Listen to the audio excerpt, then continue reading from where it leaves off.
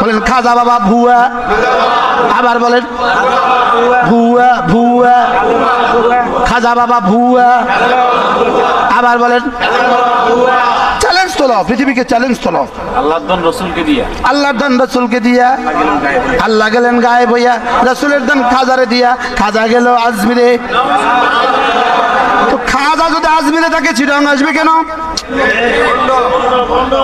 একবার কয় খাজা আজমিরে, আবার এখানে বাবা খাজা বাবা, ওই খাজা আজমিরে না কস, এখানে আবার আইলো কেমনে? বলেন ভুয়া। কয়দিন আগে দেখেন না এক বক্তা বলতেছে খাজা বাবা ভুয়া, খাজা বাবা ভুয়া। ও সাতার বক্তা, কোটি কোটি ভক্তা, ওর 14 গোষ্ঠী ভুয়া, ওর 14 গোষ্ঠী ভুয়া, ওর মুসলমানই ভুয়া।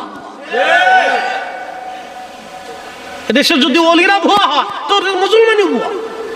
এদের যে খাতনা দিছে খাতনাটাও ভুয়া। কি কষ্ট দিছে আপনাদের, কত তো ভালোটাই করছে। হাতের যে খাতনা দিছে না, কাটা ছাটা দিছে নি, আজামে কেটে কুটে দিছে, যে হাতে যে কাটছে, যে কাটছে এটা তো কালমাওয়ালাই কাটছে না কালমা ছাড়া কাটছে?